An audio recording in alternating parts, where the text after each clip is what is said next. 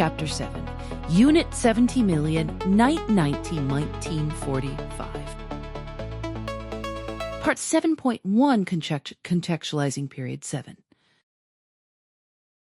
Setting the stage. America on the brink of a new era. All right, let's talk about one of the most dramatic half-centuries in American history, 1890 to 1945. Think of it this way. If American history were a movie, Period 7 is the part where everything speeds up, the stakes get impossibly high, and the country comes out the other side almost unrecognizable compared to where it started. We're talking about a nation that enters this era, still recovering from the Civil War and Reconstruction, and exits it as the most powerful country on the planet. That's not a small transformation, that's a complete reinvention. So before we dive into the specific events and themes, your job in section 7.1 is to contextualize, meaning you need to understand what forces were already in motion before 1890 that made everything in this period possible, and how those forces interact with each other. The AP exam loves to test whether you can see the big picture before zooming in on the details. Think of it like Google Maps. You need to see the whole city before you start navigating individual streets. The late 19th century as a launching pad. By 1890, industrialization is in full swing. The Gilded Age has produced enormous wealth for a small group of industrialists, your Carnegies, your Rockefellers, and left a vast working class living in increasingly difficult conditions. This economic tension doesn't disappear when Period 7 begins. It intensifies and drives enormous political and social change throughout the early 20th century. The Progressive Era, which opens Period 7, is essentially America's response to the excesses of the Gilded Age. Keep that cause and effect relationship locked in your memory because the AP exam will absolutely ask you to make that connection. Urbanization is the other major thread you're picking up. Cities are exploding in size, fueled by both internal migration and massive waves of immigration from Southern and Eastern Europe. This demographic shift creates new political pressures, new cultural tensions, and new demands on government, all of which shape the reform movements you'll study in Units 7 and 8. America's growing role in the world. Here's a concept that trips up a lot of students. By 1890, the continental United States is essentially fully settled. The frontier is closing, as historian Frederick Jackson Turner famously argued in 1893. So where does American ambition go next? Outward. The United States begins looking beyond its borders, flexing economic and military muscle in places like Cuba, the Philippines, and Hawaii. This shift toward imperialism and overseas expansion is absolutely central to contextualizing Period 7. America isn't just changing at home, it's changing its relationship with the entire world. A great way to remember this, think of the United States in 1890 as someone who has just renovated their house from top to bottom and is now starting to notice the neighborhood. That outward gaze sets up the Spanish-American War, the debate over empire, and ultimately America's involvement in 2 world wars. The big themes you need to carry forward. The AP exam organizes Period 7 around several interconnected themes, and you'll want to hold these in mind like a mental framework throughout the entire unit. First, there's the tension between reform and resistance, the push to expand democracy and address inequality versus the forces that push back against that change. Second, there's America's evolving identity on the world stage, moving from isolationism toward international engagement. Third, you have the question of who belongs in American democracy, a question sharpened by immigration restriction, the great migration of African Americans northward, and the ongoing struggle for women's suffrage. One common AP pitfall here is treating these themes as separate stories. They aren't. The same anxieties about immigration that fueled nativist politics also shaped labor conflicts and influenced foreign policy. The economic disruptions of industrialization fed both the progressive movement and, later, the catastrophic conditions that produced the Great Depression. Everything is connected, and the students who score 5s on the AP exam are the ones who can articulate those connections clearly in their writing. A mnemonic to anchor the period. Try this. Think of Period 7, wire as World War involvement, industrialization and inequality, reform movements, and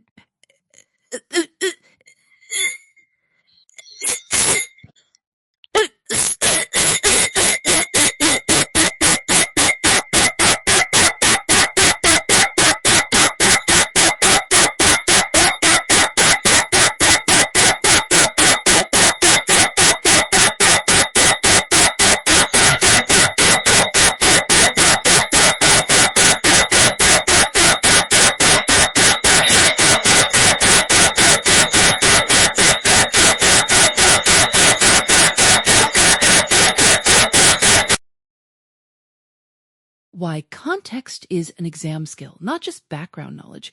Here's something your AP graders want to see.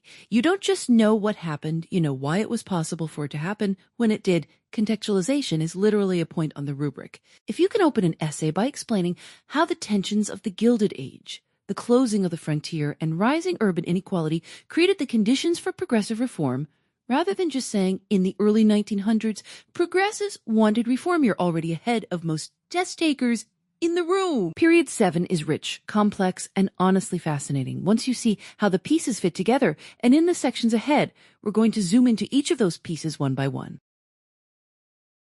Part 7.2, Imperialism, Debates. What is imperialism, and why should you care? All right, let's talk about imperialism, and I promise this is way more interesting than it sounds. Imagine you're the most popular kid at school, and suddenly you decide that not only do you want to run the student council, you also want to manage the lunchroom, the parking lot, and maybe a few schools across town. That's essentially what the United States started doing in the 1890s, and people had very strong opinions about it. Imperialism, at its core, is when a stronger nation extends its power over weaker ones economically, politically, or militarily. By the 1890s, the U.S. had finished its continental expansion. Remember the frontier closing in 1890. Per Frederick Jackson Turner, industrialization was booming, and American factories were producing more goods than Americans could buy. The question became, where do we sell all this stuff? And more importantly, should we? The case for imperialism. 3 big thinkers shaped the pro-imperialist argument, and the AP exam loves to test whether you can match them to their ideas. First, Alfred Thayer Mahan published The Influence of Sea Power Upon History in 1890. His argument was essentially, great nations need great navies, and great navies need overseas bases for coal and supplies. Think of it like needing charging stations. If you're driving an electric car across a continent, you can't just go indefinitely without somewhere to stop. Mahan pushed the U.S. to build a modern steel navy and acquire territories like Hawaii, Guam, and the Philippines as strategic coaling stations. Then there's Josiah Strong, a Protestant minister who argued in our country that Anglo-Saxon Americans had a God-given duty to spread Christianity and civilization to inferior peoples. This idea plugged directly into social Darwinism, the deeply flawed notion that certain races were naturally more fit to rule. It's uncomfortable to read today, and it should be, but you need to understand it because it was a mainstream justification for empire at the time. Finally, Senator Albert Beveridge took this into the halls of Congress, arguing passionately that American expansion was both an economic necessity and a divine mission. His speeches are practically dripping with the confidence of someone who has never once considered he might be wrong, which makes them both fascinating and troubling to study. The case against imperialism. Here's where it gets really interesting, because the anti-imperialists were no less passionate, and the AP exam expects you to know their arguments just as well. Mark Twain, Andrew Carnegie, and Senator George Hoar formed the backbone of the Anti-Imperialist League after the Spanish-American War. Their objections fell into a few overlapping categories. First, the democratic argument. How could a nation founded on the consent of the governed go around conquering people without their consent? Carnegie put it bluntly, you can't teach people about freedom with a rifle pointed at them. Second, the racial argument, and this one cuts both ways, uncomfortably. Some anti-imperialists opposed expansion because they didn't want to incorporate non-white populations into American society. That's a racist argument against imperialism. And the AP loves to test whether students recognize that opposition to empire didn't always come from noble motives. Key AP pitfall here. Don't assume all anti-imperialists were moral heroes. The reasons for opposing expansion were messy and contradictory, just like most things in history. The Spanish-American War as a turning point. The 1898 Spanish-American War is the event that crystallizes all these debates. It starts over Cuba, ostensibly to help Cuban rebels fighting Spanish colonial rule, but ends with the U.S. acquiring Puerto Rico, Guam, and the Philippines. The war itself lasted about 4 months, but the debate over what to do with the Philippines lasted years. The Treaty of Paris gave the U.S. the Philippines for $20 million. Then came the Philippine-American War, a brutal guerrilla conflict from 1899 to 1902 and beyond, in which tens of thousands died. This is the moment where the tension between American ideals and American actions becomes impossible to ignore.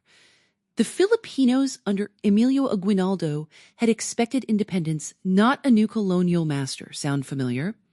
It's the same dissonance that haunted American policy in Vietnam half a century later. A useful mnemonic for remembering the key figures.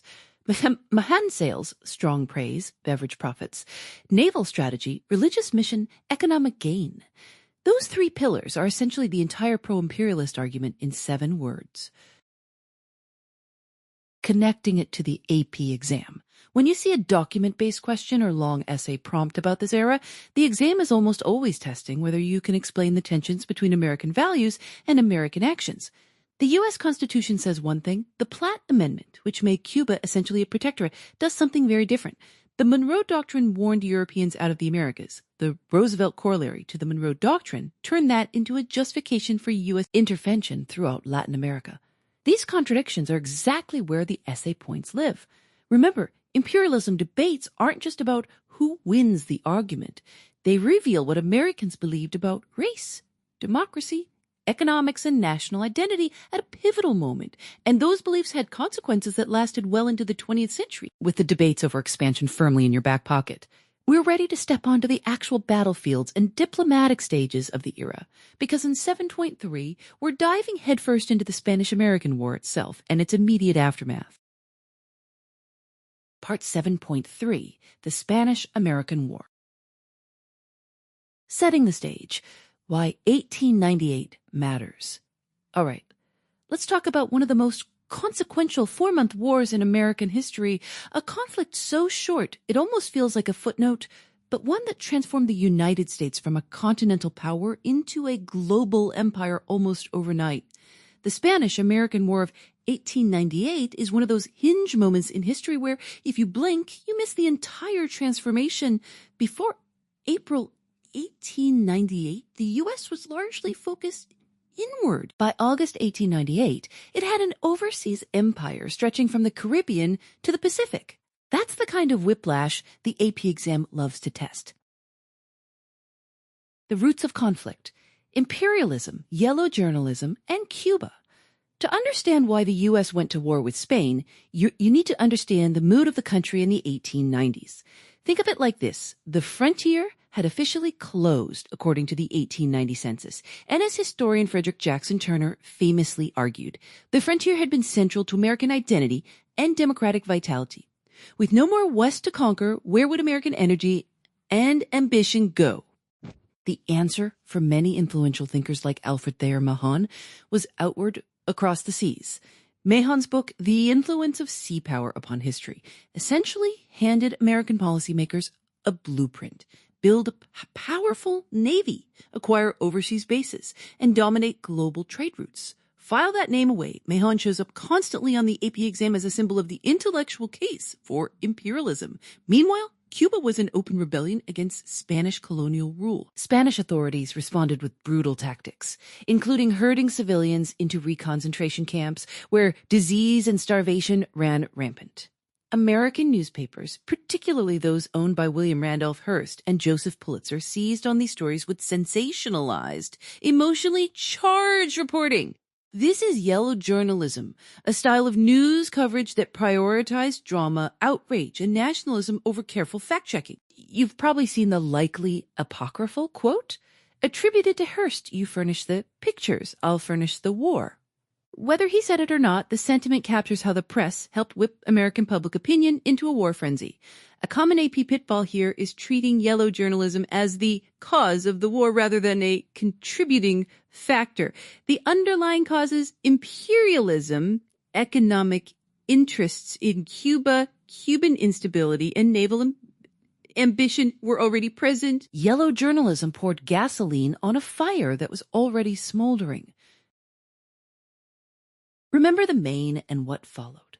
The spark that lit the fuse came in February 1898, when the USS Maine exploded in Havana Harbor, killing 266 American sailors.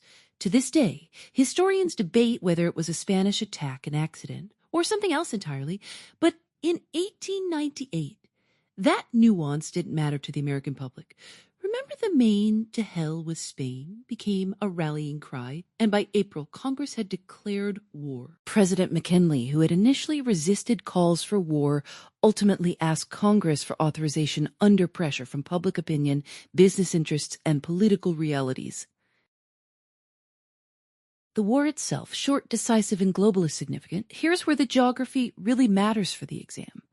The war was fought on two major fronts, Cuba and the Philippines, and that second theater is what makes this conflict so significant for American imperialism. In the Philippines, Commodore George Dewey sailed into Manila Bay and destroyed the Spanish fleet in a single morning in May 1898. This wasn't just a military victory, it was a statement that the U.S., now a Pacific power. In Cuba, the most famous moment came at the Battle of San Juan Hill, where Theodore Roosevelt led his volunteer cavalry unit, the Rough Riders, in a charge that made him a national hero and launched his political career. Cuba's liberation from Spain seemed straightforward enough, but the aftermath gets complicated quickly. The Treaty of Paris and the imperial aftermath.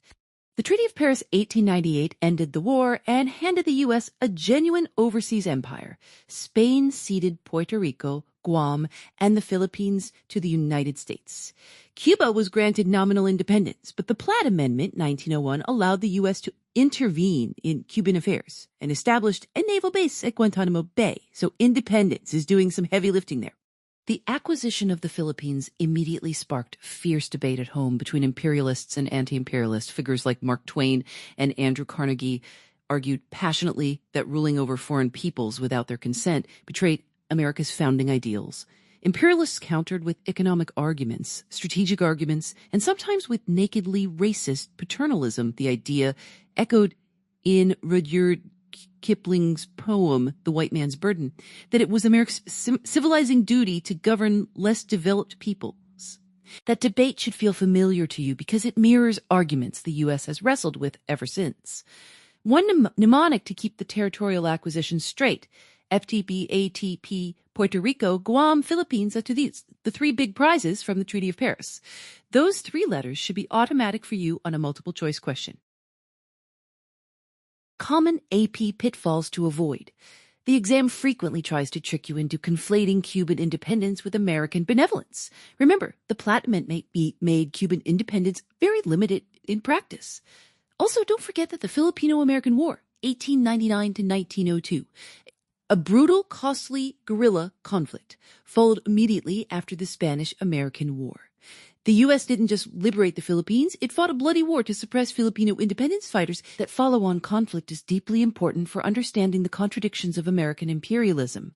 With the U.S. now firmly planted as an imperial power with Pacific ambitions, it's time to examine how that new global posture reshaped American foreign policy in the years that followed. And that brings us directly into the era of Roosevelt, Taft, and the age of big stick diplomacy. Part 7.4, The Progressives. Who were the Progressives, and why did they matter? Imagine you've just moved into a brand new city apartment, but the building has no fire escapes, the meat market downstairs sells spoiled beef, and your landlord is secretly in business with the city councilman who's supposed to inspect it. That's roughly what American life felt like for millions of people in the early 20th century. And the Progressives were the people who decided they weren't going to just accept it anymore. The Progressive era, running roughly from the 1890s through the early 1920s, was America's first sustained effort to use government as a tool for social reform. Progressives weren't a single party or organization. They were a broad coalition of middle-class reformers, journalists, settlement house workers, and politicians who shared one core belief that the chaos and corruption produced by industrialization could be fixed through rational, expert-driven government action. Think of them as the first people to say, out loud and seriously, that the rules of the game needed to change. The muckrakers, democracy's investigative journalists. Before you can fix a problem, you have to name it. That's where the muckrakers came in. These were investigative journalists who exposed the ugliest corners of American society in mass circulation magazines and books. Upton Sinclair's The Jungle described the Chicago meatpacking industry in stomach-turning detail, not just the unsanitary conditions, but the brutal exploitation of immigrant workers. Ida Tarbell methodically dismantled the reputation of Standard Oil, showing readers exactly how John D. Rockefeller had crushed competition through secret railroad rebates. Lincoln Steffens documented political corruption in American cities in The Shame of the Cities. A key AP pitfall here. Students often assume The Jungle directly caused the Pure Food and Drug Act of 1906. The relationship is more complicated. Sinclair actually wanted to spark outrage about worker exploitation. But middle-class readers were more horrified by the idea that their sausage contained rat droppings. Sinclair himself put it, "I aimed at the public's heart and by accident hit it in the stomach." Still, public pressure helped push through the Pure Food and Drug Act and the Meat Inspection Act, both landmark examples of the federal government regulating private industry to protect consumers. Reform at every level, local, state, and federal. One of the things that makes progressivism so interesting is how it operated simultaneously at every level of government, at the local level. Reformers fought to break up corrupt political machines, those tightly organized networks of party bosses who traded city jobs and contracts for votes. At the state level, governors like Robert La Follette of Wisconsin turned their states into what La Follette himself called laboratories of democracy, experimenting with railroad regulation, workers' compensation, and direct democracy reforms. Those direct democracy reforms are worth pausing on because they show up constantly on the AP exam. Progressives pushed for the initiative, letting citizens propose legislation directly, the referendum, letting citizens vote on laws passed by legislatures, and the recall, letting voters remove elected officials from office. They also championed the direct primary, which took the power to choose candidates away from party bosses and gave it to ordinary voters. And the 17th Amendment, ratified in 1913, established the direct election of U.S. senators. Before that, senators were chosen by state legislatures, which were themselves often controlled by corporate interests. This amendment is pure progressive era DNA. Theodore Roosevelt and the Square Deal. At the federal level, no figure looms larger than Theodore Roosevelt. When Roosevelt became president, after McKinley's assassination in 1901, corporate America expected a friendly face in the White House. They were surprised. Roosevelt's Square Deal philosophy held that government should act as a neutral referee between big business, labor, and the public, making sure everyone played fair.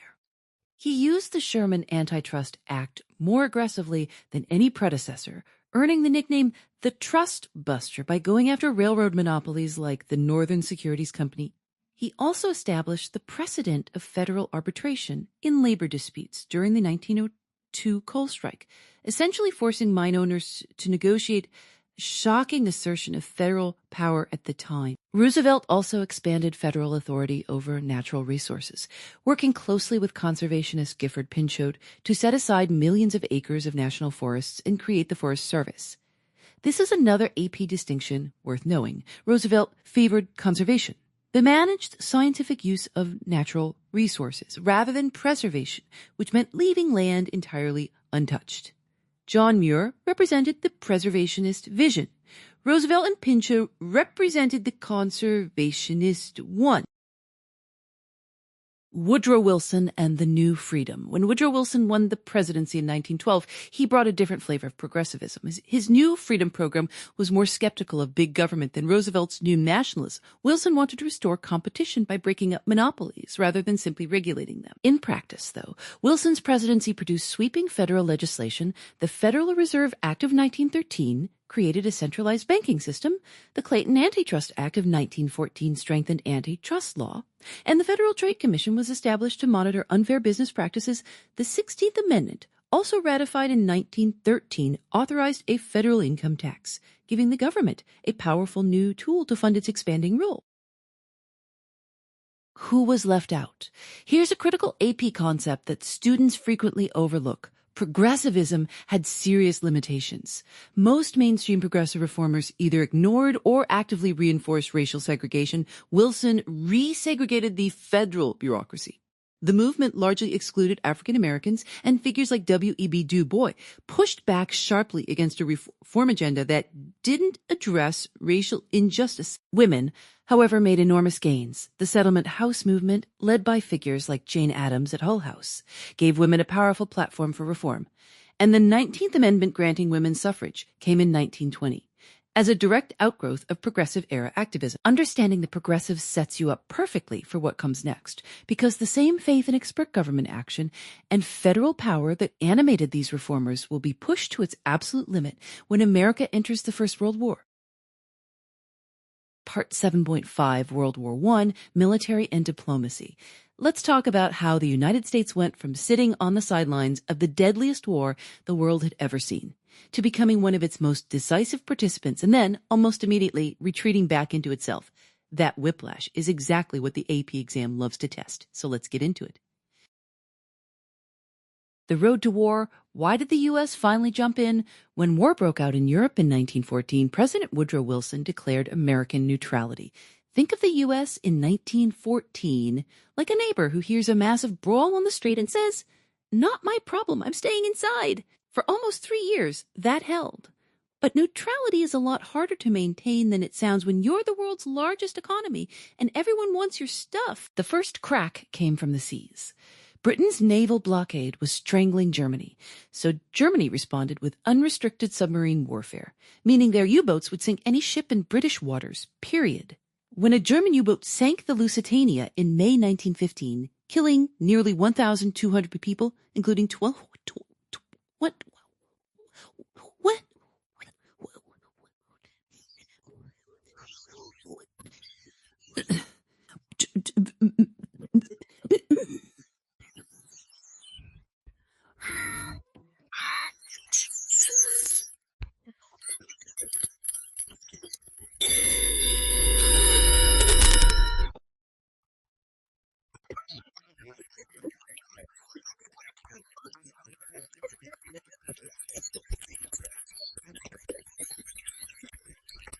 But by February 1917, Germany resumed unrestricted submarine warfare. Gambling they could knock Britain out before America could mobilize. That gamble failed spectacularly. The Zimmermann telegram sealed the deal. This was a secret message from German Foreign Secretary Arthur Zimmermann to Mexico, proposing a military alliance. Germany would help Mexico reclaim Texas, New Mexico, and Arizona if Mexico kept the U.S. busy at home. When British intelligence intercepted and published it, American public opinion shifted dramatically. Wilson asked Congress for a declaration of war in April 1917, framing it in idealistic terms. The world must be made safe for democracy. The AP exam will ask you to distinguish between the practical triggers, submarines, the telegram, and Wilson's ideological framing. Don't confuse the two. Fighting the war. The American military contribution. Here's a common AP pitfall. Students overestimate how quickly American troops mattered on the ground. The U.S. declared war in April 1917, but the American Expeditionary Forces, AEF, commanded by General John Blackjack Pershing, didn't arrive in France in significant numbers till mid-1918. Pershing famously insisted on keeping American troops as an independent force, rather than folding them into depleted French and British units, a point of real friction with Allied commanders who were desperate for bodies. When fresh American troops finally arrived in force, they were genuinely decisive. By summer 1918, over 1 million American soldiers had flooded the Western Front, providing the fresh energy and manpower the exhausted Allies desperately needed. The Second Battle of the Marne in July 1918 marked the turning point, and by November 11, 1918, the armistice was signed. America's military contribution was significant. But remember, it came late. The grueling 4 years of trench warfare, the carnage of the Somme, the horror of Verdun. That was largely Europe's suffering before the U.S. even laced up its boots. Wilson's 14 points and the peace settlement. This is where the story gets really interesting for the AP exam. Wilson arrived at the Paris Peace Conference in 1919. As an idealist carrying his 14 points, a blueprint for a new world order built on principles like freedom of the seas, self-determination of peoples, open diplomacy, and most importantly, a League of Nations that would arbitrate future conflicts. Imagine showing up to a card game with a rulebook for chess. That's basically Wilson at Versailles. The European allies, particularly French Prime Minister Georges Clemenceau, wanted punishment and reparations, not principles. They had bled for 4 years, and they wanted Germany to pay. The resulting Treaty of Versailles was a messy compromise that satisfied almost nobody. Germany was saddled with a war guilt clause, Article 231, massive reparations and humiliating territorial losses, conditions that historians widely agree planted the seeds of resentment that Hitler would later harvest. Wilson got his League of Nations, but the irony is brutal. The U.S. Senate refused to ratify the treaty or join the League. Senator Henry Cabot Lodge led the opposition, arguing that the League's collective security provisions would drag the U.S. into future foreign wars without congressional approval, essentially a constitutional argument about war powers. Wilson refused to compromise, touring the country to build public support until he collapsed from a stroking in October 1919. The Senate rejected the treaty twice. The country that had championed the League never joined it. The AP exam takeaway. Remember the arc: neutrality, provocation, idealistic intervention, disillusioned withdrawal, the mnemonic NPID, and no problem initially, deeply disappointed, might help you hold that sequence. Know your turning point events: the Lusitania, Sussex Pledge, unrestricted submarine warfare, Zimmerman telegram, and be able to explain why each one mattered. Know the difference between Wilson's idealism and the Senate's realpolitik rejection. And never forget that the failure of American ratification didn't just wound Wilson's legacy. It fundamentally weakened the very institution meant to prevent another world war. Now that you've got a handle on how the U.S. fought and negotiated through WWI, let's turn to the home front, because while soldiers were fighting abroad, American society was being transformed in profound and sometimes troubling ways. Part 7.6, World War I, Homefront. The war comes to Main Street. Here's something worth sitting with for a moment. When the United States entered World War I in April 1917, the fighting was happening an ocean away, but the war transformed everyday American life just as dramatically as if the trenches had been dug in Ohio. That tension between a distant battlefield and a deeply disrupted home front is the heart of what you need to understand for this section. The AP exam loves to ask you how mobilization, repression, and social change all collided during these years. So let's walk through it together. Mobilizing the economy. The federal government essentially grabbed the steering wheel of the American economy the moment war was declared. And that's your first big concept. Wilson created a constellation of war agencies: the War Industries Board, WIB, the Food Administration, the Fuel Administration, and the Committee on Public Information, CPI, that together represented an unprecedented expansion of federal power. Think of the WIB, led by Bernard Baruch, as a kind of national CEO. It set production priorities, standardized products, and coordinated industry to maximize military output. The Food Administration under Herbert Hoover didn't just manage food, it marketed patriotism. Meatless Mondays and Wheatless Wednesdays weren't laws. They were voluntary campaigns that made your dinner plate a political statement. Remember that distinction, because the AP will sometimes test whether these programs were mandatory or voluntary. And the answer is largely voluntary, which makes the public compliance even more remarkable. The government also funded the war through Liberty bonds, encouraging ordinary Americans to essentially lend money to the federal government. This is significant not just economically, but psychologically. Buying a bond made you a stakeholder in the war effort, blurring the line between soldier and civilian. Manufacturing consent and crushing dissent. Now, here's where it gets uncomfortable and where the AP exam really wants to see your critical thinking. The Committee on Public Information, run by journalist George Creel, was essentially a propaganda machine. It produced posters, pamphlets, films, and sent 4-minute men, volunteer speakers, to deliver patriotic speeches in movie theaters across the country. The CPI brilliantly sold the war as a noble crusade for democracy. But it also created a climate where questioning the war felt like treason. And legally, for some people, it was the Espionage Act of 1917 and the Sedition Act of 1918 are two pieces of legislation you absolutely must know. The Espionage Act targeted interference with military recruitment or the draft. The Sedition Act went further. It criminalized any disloyal, profane, scurrilous, or abusive language about the government, military, or flag. Socialist leader Eugene V. Debs was sentenced to 10 years in prison, simply for giving a speech opposing the war. The Supreme Court upheld these laws in Shenkiv v. United States, 1919, with Justice Oliver Wendell Holmes famously writing that free speech could be limited when words create a clear and present danger, like falsely shouting fire in a crowded theater, AP pitfall alert. Students sometimes confuse the Espionage and Sedition Acts or forget that Schenck upheld them rather than struck them down. Anti-German sentiment ran wild during these years. Sauerkraut was renamed Liberty Cabbage. German Americans faced harassment, violence, and social ostracism. This is a textbook example of wartime nationalism curdling into nativism, a theme that echoes throughout Period 7. The Great Migration and women in the workforce. While repression was tightening in one direction, the war simultaneously cracked open new opportunities for marginalized groups, though never as fully as those groups deserved, with millions of white men deployed overseas and immigration from Europe sharply curtailed. Northern factories desperately needed workers.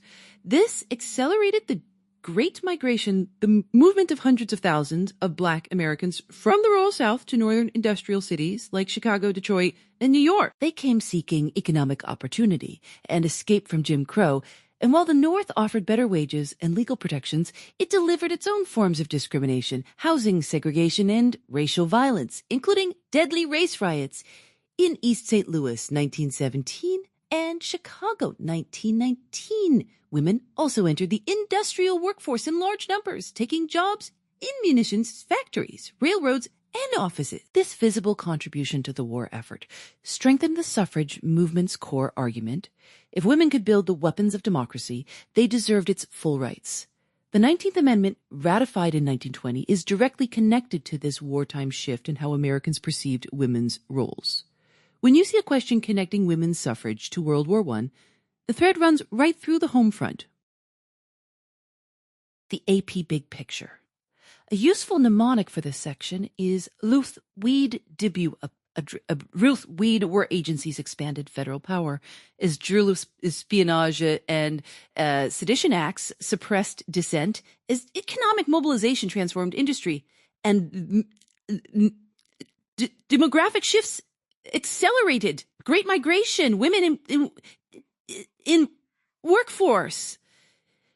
These four currents flow together, and the exam frequently asks you to analyze how wartime mobilization both expanded and contracted American freedom simultaneously, which is a beautiful contradiction worth holding in your head. As we move into section 7.7, we'll see how all this wartime energy collided with post-war disillusionment in the turbulent years immediately following the armistice. Part 7, 1920s. Innovations in communication and technology.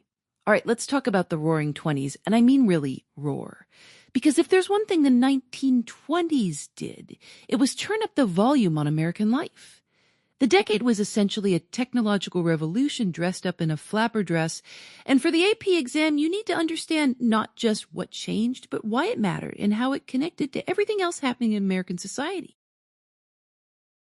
The radio, America's first living room. Let's start with radio, because this is probably the single most transformative technology of the era. Before radio, if you wanted news, entertainment, or music, you had to physically go somewhere, a theater, a concert hall, a newspaper stand. Radio collapsed all of that distance. By 1922, there were over 500 licensed radio stations in the United States, and by the end of the decade, millions of American families had a radio set humming in their living rooms.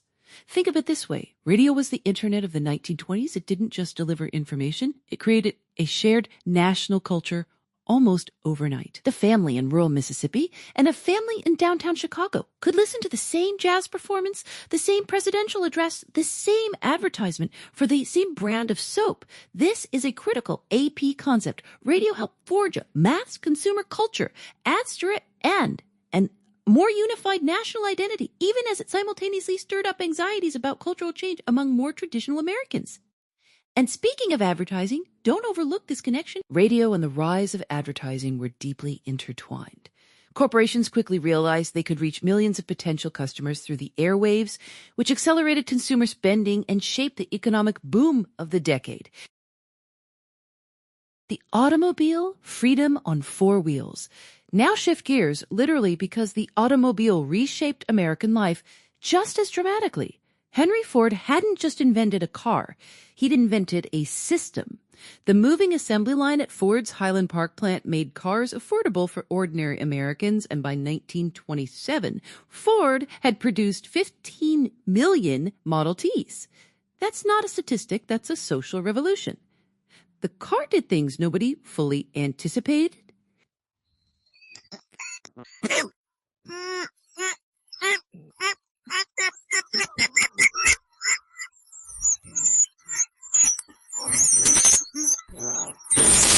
Birthed the suburb, Because people could now live farther from their workplaces, it created the highway system, the roadside motel, the gas station, the drive-in movie theater. It gave young people, especially young women, unprecedented mobility and independence, which terrified more than a few parents and preachers.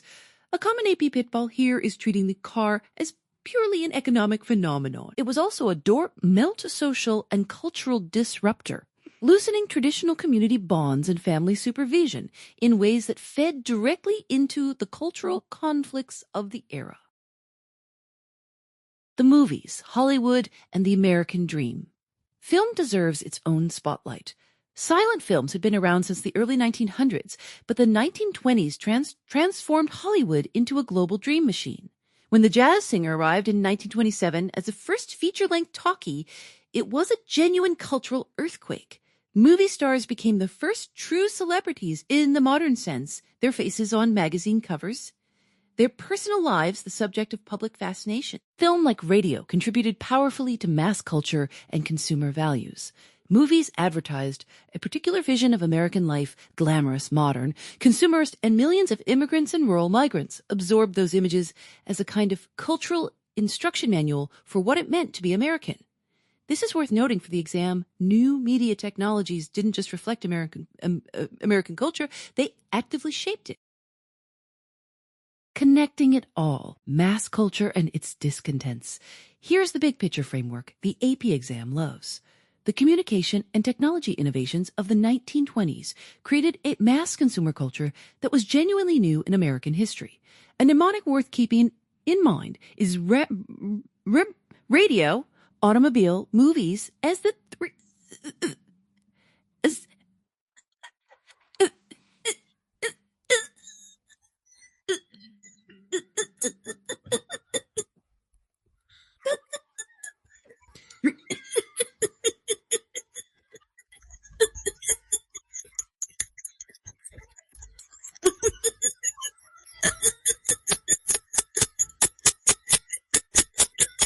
Fundamentalist Christians pushed back against the secular modern values they saw promoted in movies and radio programs.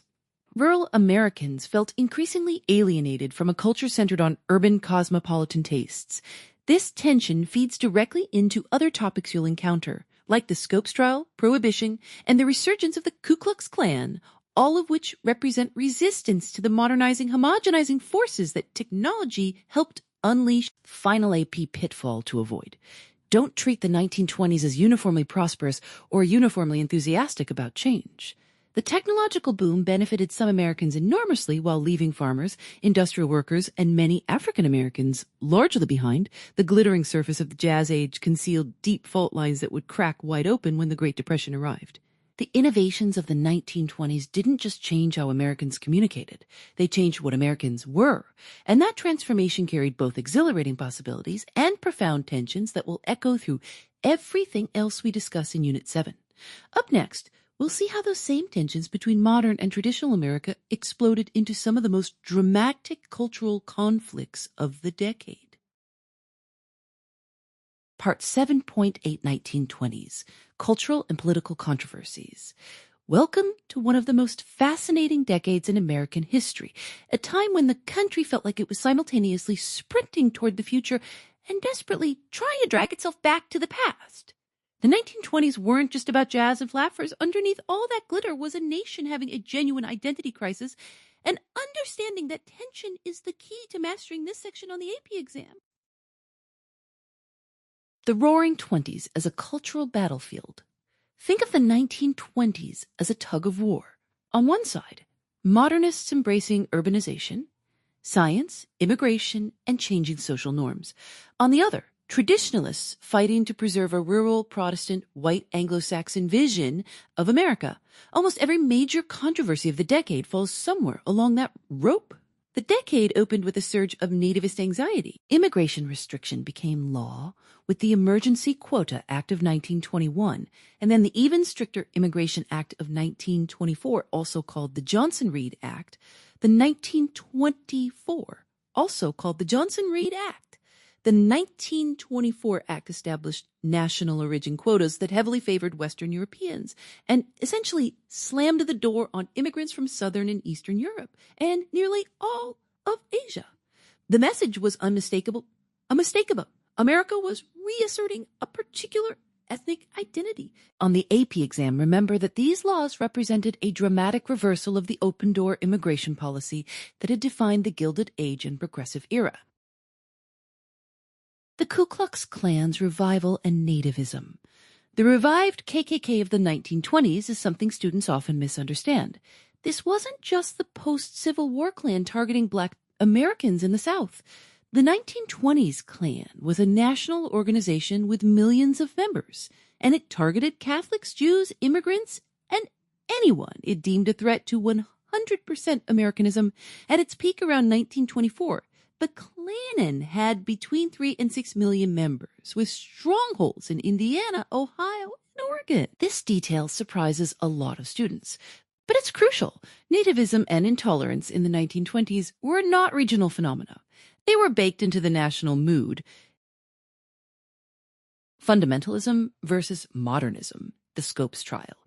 Nowhere was the modernist-traditionalist conflict more dramatic than in Dayton, Tennessee, in the summer of 1925. John Scopes, a high school science teacher, was put on trial for violating a state law banning the teaching of evolution. The Scopes trial became a national media spectacle. Attorney Clarence Darrow faced off against William Jennings Bryan in a courtroom that felt more like theater. Scopes was technically convicted and fined, but in the court of public opinion, modernism scored a decisive win. Bryan's literal interpretation of the Bible was exposed as scientifically untenable to a national audience. The trial is your shorthand on the AP exam for the clash between religious fundamentalism and modern science. Prohibition and the 18th Amendment. Here's an analogy that helps.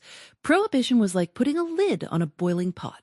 The 18th Amendment 1919 and the Volstead Act banned the manufacture and sale of alcohol, but all it really did was drive drinking underground. Speakeasies popped up by the thousands, bootlegging became big business, and organized crime figures like Al Capone turned prohibition into a criminal empire. The AP exam loves to ask about prohibition as evidence of both the power of progressive era reform impulses and their unintended consequences.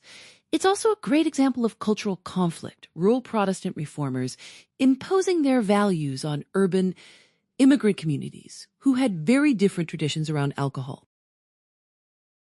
The Harlem Renaissance.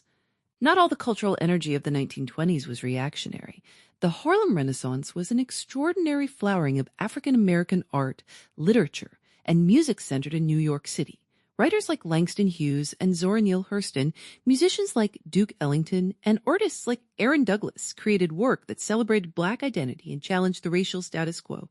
The Harlem Renaissance matters on the AP exam because it represents African Americans asserting cultural citizenship at the very moment Jim Crow segregation and racial violence were at brutal highs. It's also connected to the Great Migration, the movement of millions of Black Americans from the rural South to northern cities, which have been reshaping urban demographics since World War I.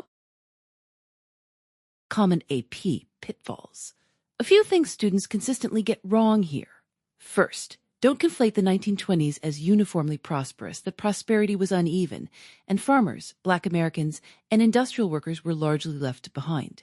Second, don't forget that the cultural anxieties of the decade, immigration restriction, the Klan, prohibition, fundamentalism, are all connected to the same underlying fear of a changing America. They aren't separate topics. They're chapters in the same story.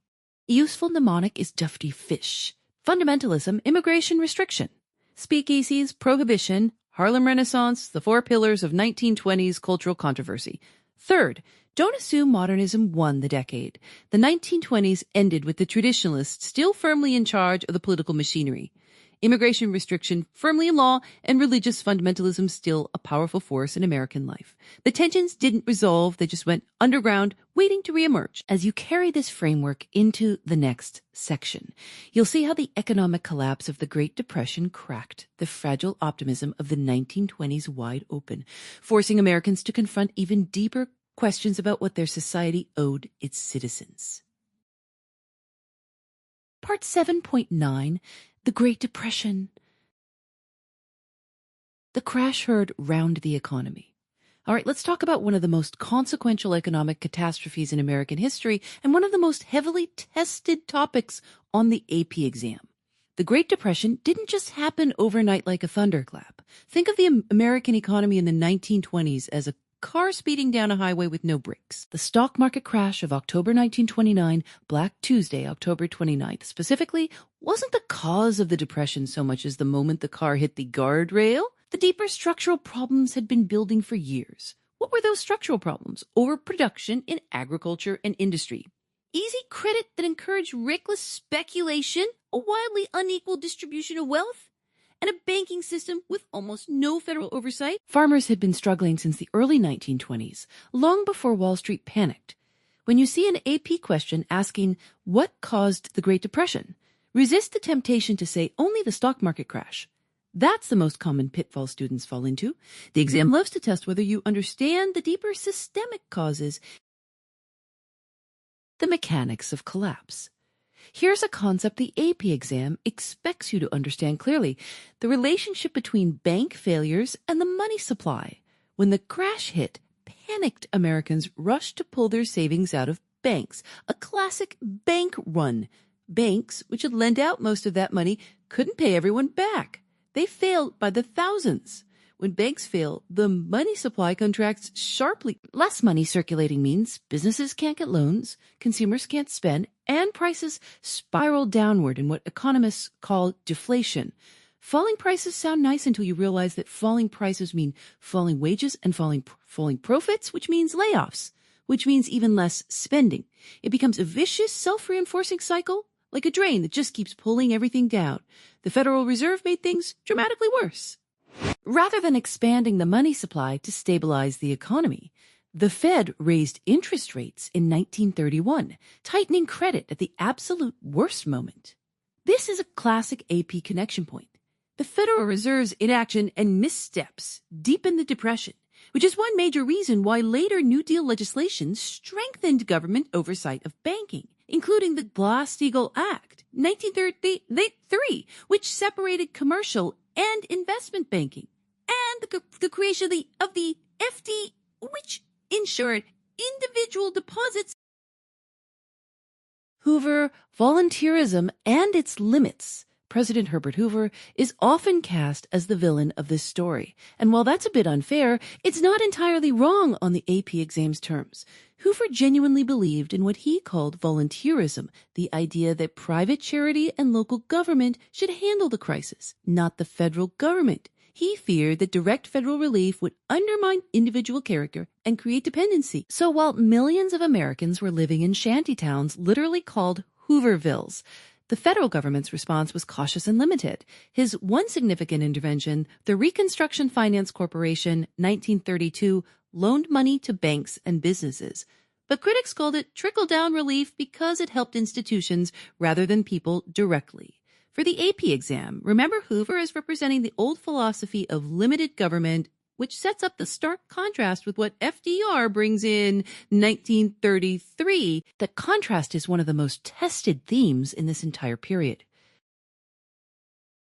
The human toll and social consequences. Don't let all the economic mechanics make you forget the human dimension, because the AP exam absolutely tests this. Unemployment hit roughly 25% by 1933. 1 in 4 American workers, millions of families were displaced. The Dust Bowl, a catastrophic combination of drought and poor farming practices across the Great Plains, forced hundreds of thousands of farmers, the Okies, to migrate westward to California. Immortalized in John Steinbeck's The Grapes of Wrath, this migration is a key example of how the Depression reshaped American demography and culture.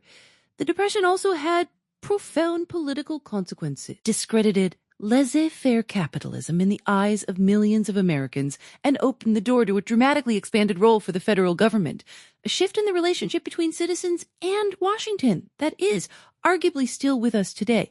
When you're asked on the AP exam about the long-term significance of the Great Depression, that ideological shift is your answer. Mnemonic and exam strategy. Here's a mnemonic to lock in the key causes. HEOA, the A-E.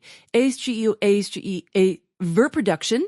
S is you, a banking system. It's inequality of wealth. The AC credit and speculation. Those 4 structural factors combined with the stock market crash as the trigger give you a complete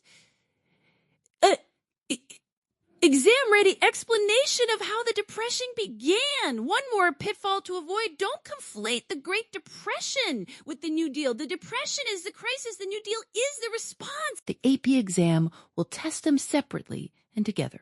And mixing them up costs real points. With the Depression setting the stage, it's time to meet the president who would attempt the most ambitious peacetime expansion of federal power in American history, Franklin Delano Roosevelt and the New Deal. Part 710, The New Deal. The context why the New Deal happened. Picture this. It's 1933, and roughly 1 in 4 Americans is out of work. Banks are failing like dominoes. Farmers are watching their life savings evaporate. The Great Depression hasn't just hurt the economy, it's shaken people's faith in the very idea that the American system works. That's the world Franklin Delano Roosevelt inherits when he walks into the White House, and it's the world that makes the New Deal not just a policy choice, but a psychological lifeline for a desperate nation. When you see a question on the AP exam about why the New Deal emerged, your answer always starts with the Great Depression's devastating human toll and the collapse of confidence in laissez-faire capitalism, the hands-off economic philosophy that had dominated American government since the Gilded Age. FDR's New Deal represented a fundamental philosophical shift. The federal government was now willing to take direct responsibility for the economic welfare of its citizens. That's the big idea. Hold on to it. The 3 R's: relief, recovery, reform. FDR himself gave you the perfect organizing framework, and the AP exam loves it. The New Deal was built around 3 goals: relief, recovery, and reform. And if you remember nothing else from this section, remember those 3 R's. Relief meant immediate help for people who were suffering right now. Think of it like emergency medicine. Stop the bleeding first. Programs like the Federal Emergency Relief Administration, FERA, pumped money directly to states to help the unemployed. The Civilian Conservation Corps, CCE, put young men to work planting trees and building parks. The Public Works Administration, PWA, and later the Works Progress Administration, WPA, employed millions in constructing roads, bridges, schools, and post offices. The WPA even hired writers and artists. The government paying a muralist to paint a post office wall sounds almost absurd. But it kept people working and dignified during genuinely dark times. Recovery meant getting the economy moving again. The Agricultural Adjustment Act, EPA, tried to raise farm prices by paying farmers to produce less, which feels counterintuitive, but it was supply and demand logic in action. The National Industrial Recovery Act. NIRA tried to stabilize industrial prices and wages through business cooperation codes. Think of recovery programs as jump-starting a car battery. You're not fixing the car permanently. You're just trying to get it running. Reform was the long game. These were structural changes designed to prevent another catastrophe. The Glass-Steagall Act separated commercial and investment banking and created the FDIC, which ensures your bank deposits to this day. So when you see the FDIC sticker at your local bank, you're literally looking at a New Deal reform still operating in your life. The Securities Exchange Act created the SEC to regulate Wall Street. The Social Security Act of 1935 established old age pensions and unemployment insurance. This is the New Deal's most enduring legacy, and the AP exam will absolutely ask you about it. Opposition and the court packing controversy. Here's where students often get tripped up. The New Deal was not universally loved. Opposition came from 2 very different directions, and you need to know both. On the right, conservatives and business leaders argued that FDR was overstepping constitutional boundaries and creeping towards socialism. On the left, critics like Senator Huey Long of Louisiana said the New Deal didn't go far enough. Long's Share Our Wealth program proposed capping personal fortunes and giving every American family a guaranteed income. The Supreme Court threw fuel on the fire by striking down key New Deal programs. The court ruled the NIRA unconstitutional in Schechter Poultry Corp.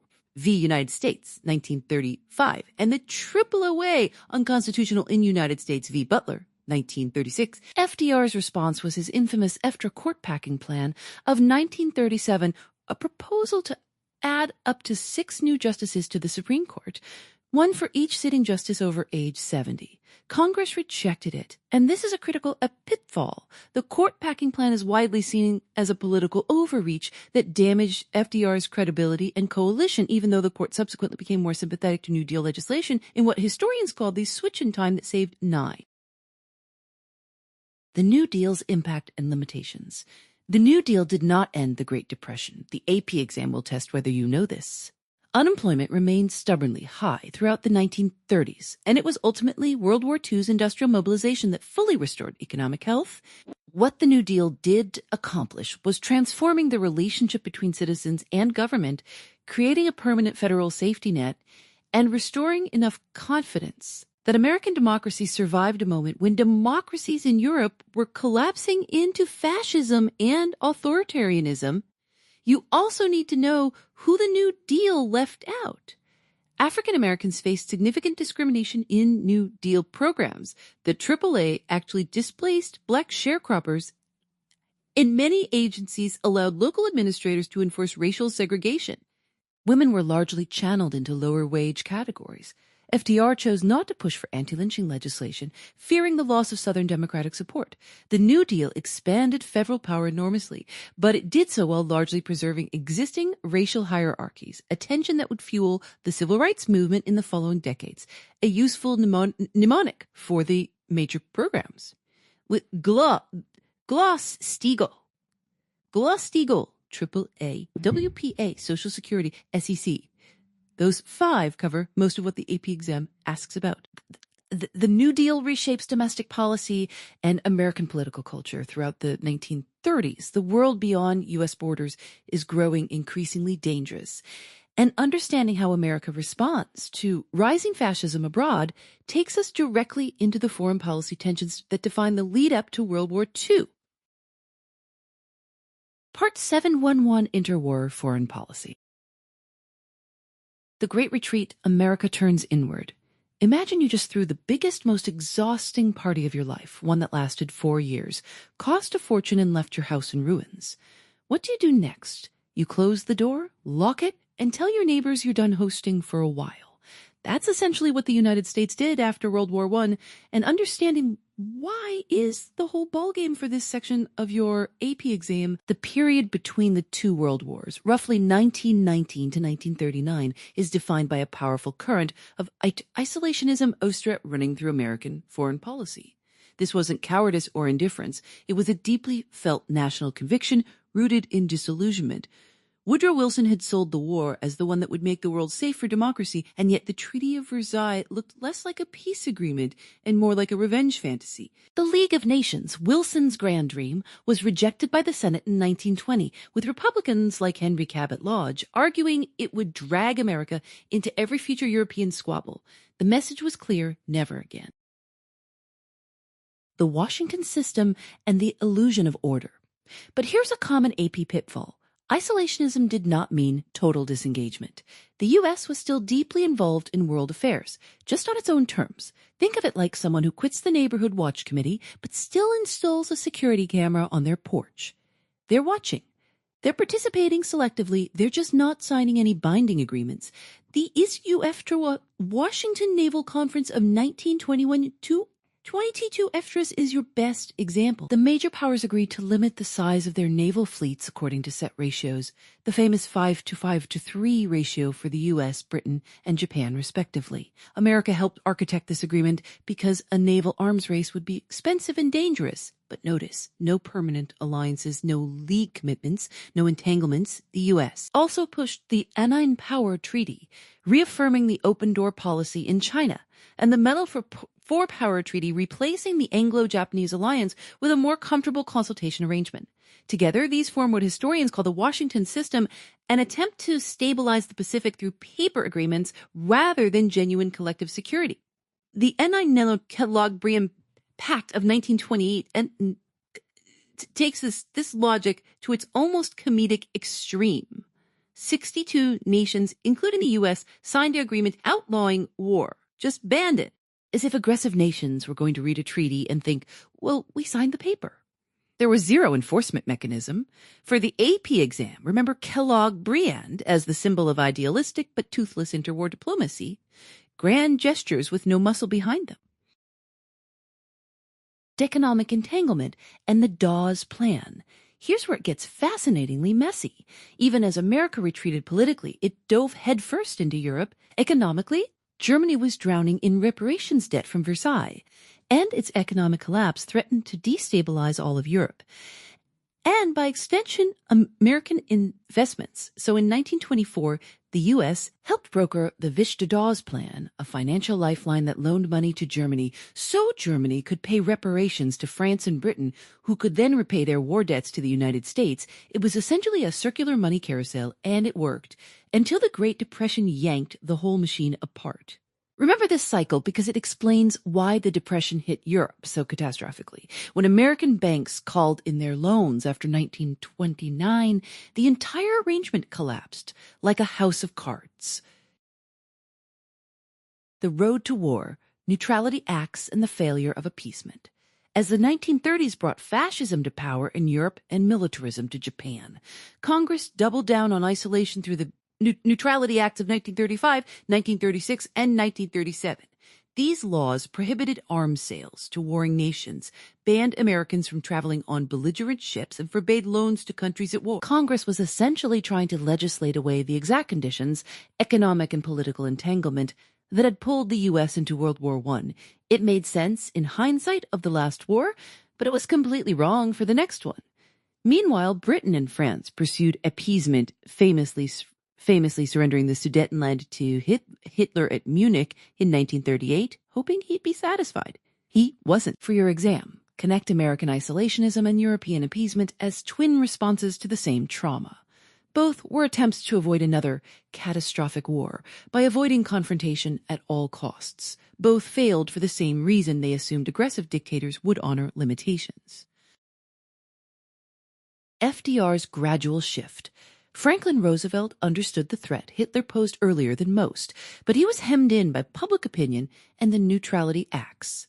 His famous Iche Quarantine speech of 1937, where he suggested isolating aggressor nations like a community quarantines a disease, was met with such backlash that he backed away from it almost immediately. By 1940 and 1941, he found creative workarounds. Destroyers for Bases Agreement and the Lend-Lease Act, which allowed Britain to essentially borrow military equipment. It was like lending your neighbor your garden hose during a fire. You're not officially fighting, but everyone knows which side you're on. A handy mnemonic for the key agreements. Washington kept nations divided. Washington Naval Conference. Kellogg-Briand. Neutrality Acts. Dawes Plan. Each one represents America's attempt to manage the world without fully committing to it. The interwar years are a masterclass in the tension between idealism and realism in foreign policy. And that tension is precisely what you'll be asked to analyze on your AP exam. So as we turn to the causes of World War II itself, keep that contradiction front and center. Part 7.12, World War II, Mobilization. The sleeping giant wakes up. You've probably heard the quote attributed to Japanese Admiral Yamamoto after Pearl Harbor, something about awakening a sleeping giant, whether he actually said it or not. The metaphor is perfect because when the United States finally committed to World War II, what happened on the home front was arguably just as staggering as anything that happened on the battlefields of Europe or the Pacific. Mobilization, the process of converting a peacetime society into a war machine, is exactly what this section is about, and the AP exam loves to test it. Think of mobilization like this. Imagine your school's cafeteria suddenly had to feed 10 times as many students tomorrow. You'd need more food, more workers, more equipment, and a totally different organizational structure. Now scale that up to an entire nation of 130 million people preparing to fight a two-front global war. That's the challenge the Roosevelt administration faced after December 7th, 1941. The federal government takes the wheel. The central story of World War I mobilization is the dramatic expansion of federal power. The War Production Board, established in 1942, essentially told American factories what they could and couldn't make. Ford stopped producing cars and started producing B-24 bombers. Factories that once made refrigerators were now churning out machine guns. This was a command economy in the truest sense. Washington was directing private industry toward war production with an urgency the country had never seen before. This is a huge AP concept. The federal government's role in the economy expanded massively during World War I, building directly on New Deal precedents but going far beyond them. A common pitfall students fall into is treating the New Deal and World War I mobilization as separate stories. They're not. FDR used the institutional machinery built during the Depression, the agencies, the regulatory frameworks, the public acceptance of federal intervention, and supercharged it for war. Think of the New Deal as the rehearsal and World War I mobilization as the main performance. The arsenal of democracy. American industrial output during the war was genuinely staggering. Between 1941 and 1945, the U.S. produced roughly 300,000 aircraft, 86,000 tanks, and 8.5 million tons of shipping. The Detroit auto industry alone transformed into what historians call the arsenal of democracy. This phrase comes directly from one of FDR's fireside chats, and it captures the ideological argument he was making. American capitalism and democracy could outproduce fascism. That turned out to be true. The economic effects were profound. Unemployment, which had still hovered around 15% in 1940, essentially vanished by 1943. The war did what the New Deal couldn't quite manage. It ended the Great Depression. Keep that connection in mind for the exam, because essays often ask you to trace economic trends across multiple periods. Who did the work? Labor and demographics? Here's where mobilization gets socially complicated, and this is where the AP exam really digs in. With millions of men shipping off to war, the labor gap had to be filled. Enter Rosie the Riveter, the iconic cultural symbol of women entering industrial work in unprecedented numbers. Women took jobs in steel mills, shipyards, and munitions factories, fundamentally challenging pre-war assumptions about gender and work. Critically, though, many of these women were pushed back out of the workforce when veterans returned in 1945. The social change was real, but also contested and incomplete, a theme you'll want to flag in any essay on this topic. African Americans also migrated north and west in the Second Great Migration, drawn by wartime industrial jobs. The Double V campaign, victory abroad, victory at home, captured the tension Black Americans felt fighting for a democracy that denied them equality. A Philip Randolph-threatened march on Washington pressured FDR into signing Executive Order 8882 in 1941, banning discrimination in federal defense industry. This is a key piece of evidence for the AP argument that wartime service and activism laid the groundwork for the civil rights movement. Painful chapter, Japanese-American internment. No honest review of mobilization can skip Executive Order 9066. In February 1942, FDR authorized the forced relocation of roughly 120,000 Japanese Americans, the majority of them U.S. citizens, into internment camps. The Supreme Court upheld this in Korematsu v. United States 1944, a decision later widely condemned as a profound civil liberties failure. The AP exam wants you to understand this as evidence of the tension between wartime emergency powers and constitutional rights, a tension that surfaces repeatedly in American history. Your mnemonic for this case? Korematsu equals Constitution compromisist. Financing the war and the home front economy. The government financed the war through a combination of tax increases. The Revenue Act of 1942, which broadened the income tax to cover most working Americans for the first time, and war bond drives. Rationing of goods like sugar, gasoline, and rubber was introduced to redirect resources toward the military. Ordinary Americans were asked to participate in the war effort. Daily victory gardens, scrap metal drives, rationing books. The home front became a genuine theater of the war. The big picture. When you zoom out, World War mobilization represents one of the most consequential transformations in American history. It ended the Depression, redrew gender and racial lines in the workforce, expanded federal power to an unprecedented scale, and set the stage for post-war prosperity and post-war social conflict. The AP exam frequently asks you to connect this period forward to the 1950s and the civil rights movement, so always keep one eye on what comes next. With the home front humming at full capacity, we're ready to turn our attention to the actual fighting, where American military strategy, key battles, and the path to Allied victory all come into focus. Part 7.13, World War II, Military. The United States enters the fight. Let's set the scene. It's December 7th, 1941, a Sunday morning, and the Japanese Imperial Navy launches a surprise attack on the U.S. naval base at Pearl Harbor, Hawaii. Within hours, the isolationist mood that had dominated American foreign policy for 2 decades evaporates. Congress declares war on Japan the very next day, and when Germany and Italy honor their Axis alliance and declare war on the United States, America is suddenly in a two-front war spanning the entire globe. This is your starting gun for everything in 7.13. Here's the key strategic concept the AP loves to test. The Europe First strategy has dreamed. Despite Japan being the nation that actually attacked the U.S., American and Allied leadership, especially FDR and Churchill, agreed to prioritize defeating Nazi Germany before turning full attention to the Pacific. Think of it like a chess player choosing to neutralize the most dangerous piece on the board. First, Germany was considered the greater industrial and military threat. This decision shapes every military campaign that follows, so keep it in your back pocket. Need fighting on 2 fronts. In the European theater, the road to victory was long and bloody. The Allied invasion of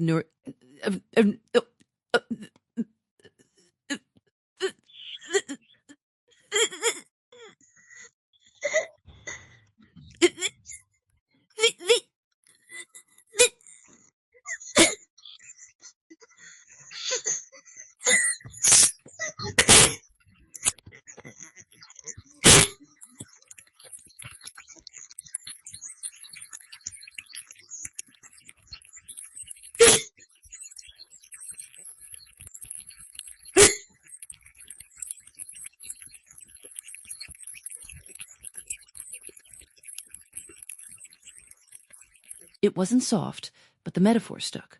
The big moment, the one every student remembers, is D-Day, June 6, 1944. Astriation, Overlord was the largest amphibious invasion in history. Allied forces crossed the English Channel and stormed the beaches of Normandy, France. The human cost was staggering, but the invasion opened a Western front that stretched German forces impossibly thin. Combined with Soviet pressure from the East, Germany was caught in a vice. By May 1945, Germany surrendered. VE Day, victory in Europe. In the Pacific theater, the U.S. employed a strategy called island hopping, also called leapfrogging. Rather than attacking every Japanese-held island, American forces under commanders like General Douglas MacArthur and Admiral Chester Nimitz would capture strategically valuable islands and bypass heavily fortified ones, cutting off Japanese supply lines. It's like playing checkers and jumping over pieces rather than taking every one individually. Key battles here include Midway 1942, a turning point where the U.S. crippled Japan's naval air power, and Iwo Jima and Okinawa 1945, other brutal fights that preview just how costly a land invasion of Japan might be.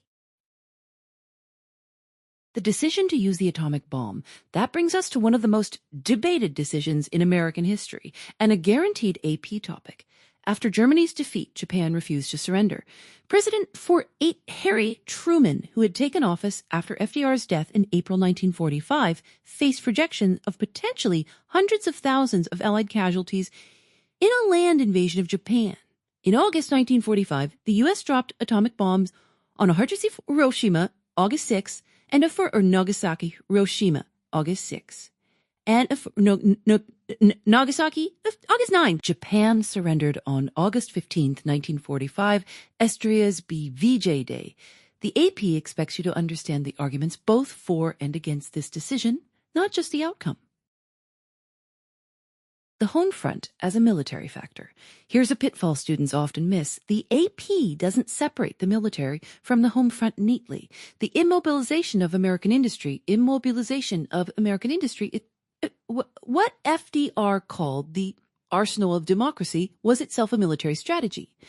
The conversion of auto plants to tank factories, the rationing of goods, and the massive entry of women into the industrial workforce all directly fed the war effort. you can't understand why the Allies won without understanding the sheer scale of American production. Also critical, the role of African American soldiers in the war. Despite serving in a segregated military, a painful irony given the fight against fascist racism, over 1 million Black Americans served. Units like the Tuskegee Airmen compiled remarkable combat records. Their service would become a cornerstone argument for post-war civil rights activism, connecting neatly to Unit 8 topics on your exam. Ape pitfalls and quick mnemonics. A common mistake is confusing August 15th, 1945. Remember, for Europe comes first, matching the Europe First strategy, a nice conceptual symmetry. Another pitfall is assuming the atomic bomb decision was simple or universally supported at the time.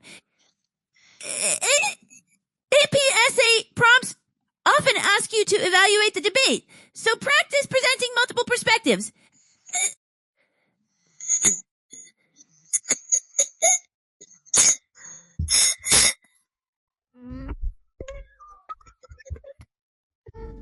For island hopping, remember the phrase ES, skip and grip.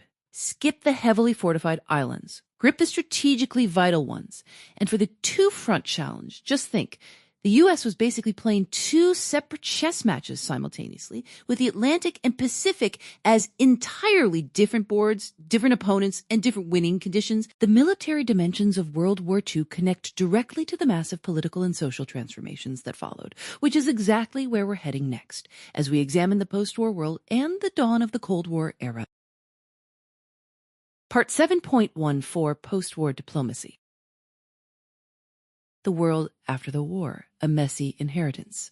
All right, so imagine you've just won the biggest, most exhausting game of your life. You're tired, your team is fractured, and now everyone's looking at you to figure out what the rules are for the next game. That's essentially where the United States found itself after World War I ended in November 1918. The war was over. But the harder work deciding what peace actually looked like was just beginning. This section is all about how America navigated that messy inheritance. And fair warning, it's one of the AP exam's favorite playgrounds for tricky multiple choice questions, so let's get into it. Wilson's 14 points in the dream of a new world order.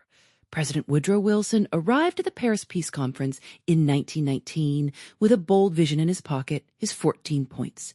Think of these as Wilson's recipe for a world without war. The key ingredients included freedom of the seas, open diplomacy instead of secret treaties, self-determination for peoples under colonial rule, and the crown jewel, a League of Nations, an international body where countries could talk out their grievances instead of shooting at each other. Wilson genuinely believed this was humanity's shot at reinvention. He was greeted in Europe like a rock star.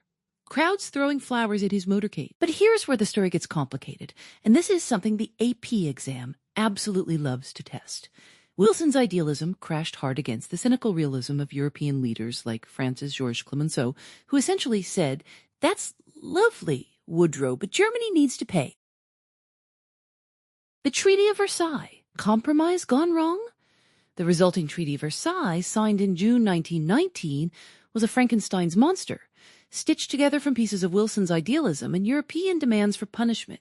Germany was saddled with the War Guilt Clause, Article 231 forced to accept full blame for the war, pay enormous reparations, and give up significant territory. Wilson did get his League of Nations written into the treaty, but almost everything else from his 14 points was watered down or abandoned entirely. Here's a phrase worth burning into your memory. Wilson got the League, but lost the peace. That captures the tragic irony perfectly. He fought for the institution he thought would prevent future wars, but the punishing terms imposed on Germany helped create the conditions that would eventually lead to World War II. The Senate fight. Isolationism strikes back. Now, Wilson comes home to the United States with this treaty and runs straight into a wall. The U.S. Senate, remember? Treaties require a 2/3 Senate majority for ratification. Wilson faced two main groups of opponents.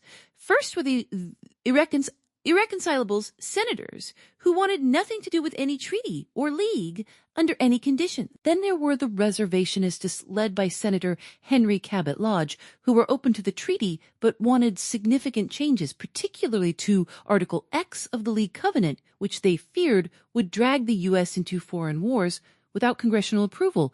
A useful way to remember this, Lodge wanted reservations like someone who'll come to the dinner party, but only if you change the menu. The irreconcilables wouldn't come no matter what you served. Wilson, stubborn and increasingly ill, refused to compromise. He took his case directly to the American people on a national speaking tour, collapsed from exhaustion in Colorado, and then suffered a massive stroke. The treaty died in the Senate twice. The United States never joined the League of Nations. Let that sink in. Wilson's most prized creation, the institution he sacrificed his health for, was an organization his own country refused to join. The Return to Normalcy and Washington Naval Conference. With Wilson's vision in ruins, the 1920s saw America pivot sharply. Republican Warren Harding campaigned on a return to normalcy, which was essentially a promise to dial back the idealism and global entanglement. But the U.S. didn't go into full isolation. There was still significant diplomatic activity.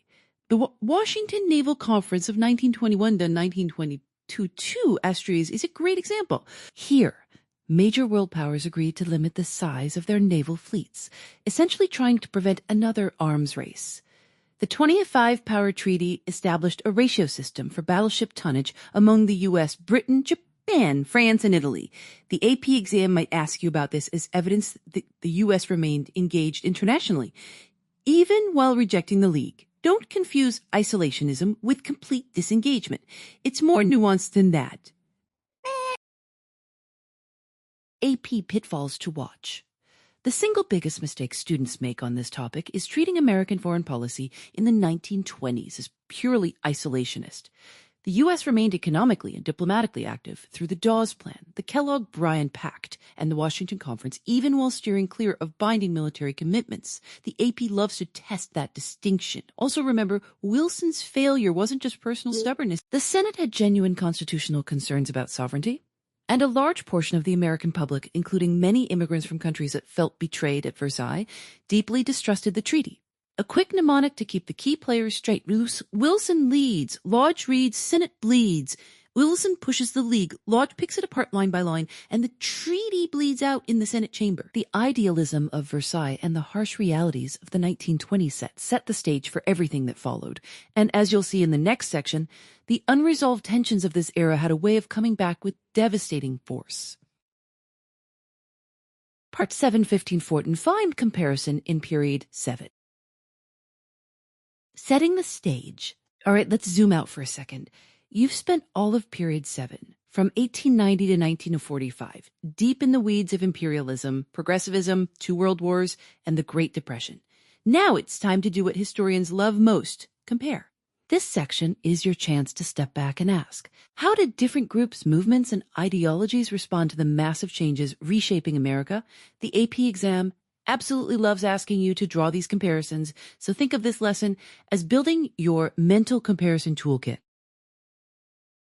Progressive reform versus New Deal reform. One of the most rewarding comparisons you can make in period 7 is between the progressive era reforms of the early 1900s and FDR's New Deal of the 1930s.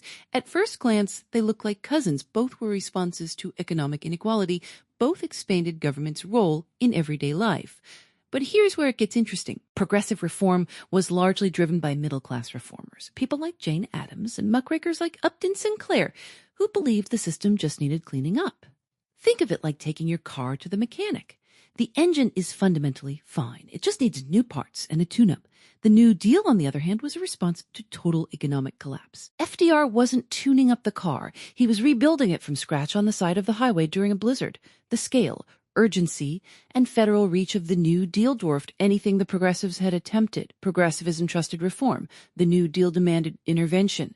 Another key distinction, progressivism largely ignored or actively excluded Black Americans. The New Deal, while still deeply flawed and riddled with racial discrimination, particularly in programs like the FHA and Social Security's exclusion of domestic and agricultural workers, at least began to include Black Americans in the political coalition through agencies like the CCC and PWA. It's not a story of triumph, but it is a story of shift. American isolationism versus interventionism. Here's another comparison the AP exam loves to test. How did Americans debate foreign policy between the two world wars? After World War I, there was a powerful swing toward isolationism. Americans looked at the 116,000 dead, the staggering debt, and the messy Treaty of Versailles and basically said, never again. The Senate refused to join the League of Nations. Congress passed a series of neutrality acts in the 1930s, and figures like Charles Lindbergh rallied the America First movement. But contrast that with the interventionist camp, which argued correctly, it turned out, that fascism in Europe and militarism in Asia posed a direct threat to American security and democratic values. FDR himself was an interventionist at heart, carefully maneuvering around isolationist sentiment with tools like Lend-Lease. The attack on Pearl Harbor in December 1941 resolved the debate overnight. The important AP takeaway here is that this wasn't a debate between patriots and cowards. It was a genuine ideological struggle over America's role in the world, rooted in real historical experience. Common AP pitfall: conflating movements. Here's a mistake students make all the time, conflating different reform movements or assuming all opposition to the status quo looks the same. Populism in the 1890s, progressivism in the 1900s, 19...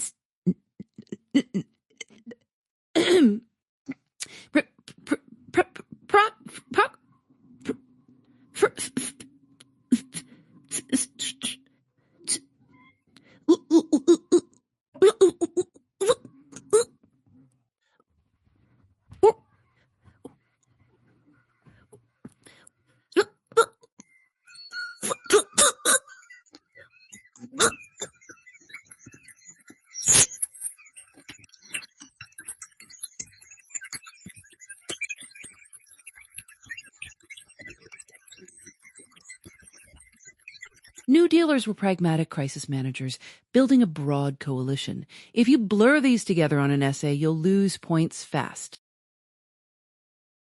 Women and the struggle for rights.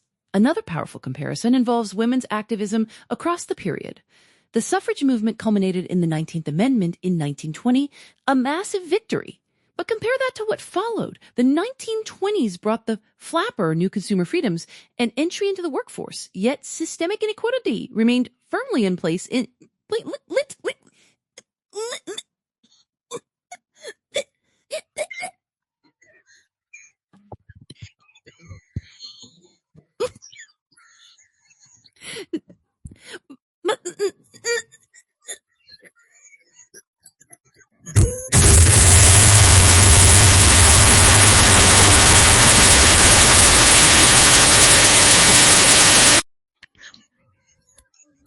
World War II flipped the script again. Rosie the Riveter wasn't just a poster. She represented over 6 million women entering industrial labor. Yet, when the war ended, those women were largely pushed back home. The arc across period 7 for women is not a straight line upward. It zigs and zags, which is exactly what makes it rich material for AP comparison questions. The mnemonic to lock it in. To remember the major comparison threads in period 7. Try this. PFIW, EP, regressive versus New Deal reform. EP, a row-reign policy isolationism versus interventionism. It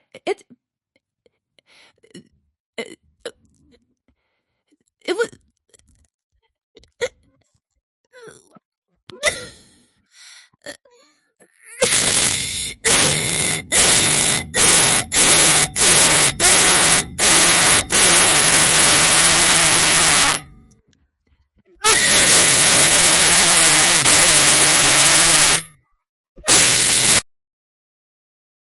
Bringing it together. The beauty of comparison questions is that they reward thinking, not just memorizing. When you see a period 7 comparison prompt, ask yourself, what did these two things share? What made them different? And why does that difference matter? The exam doesn't just want you to list differences. It wants you to argue about significance.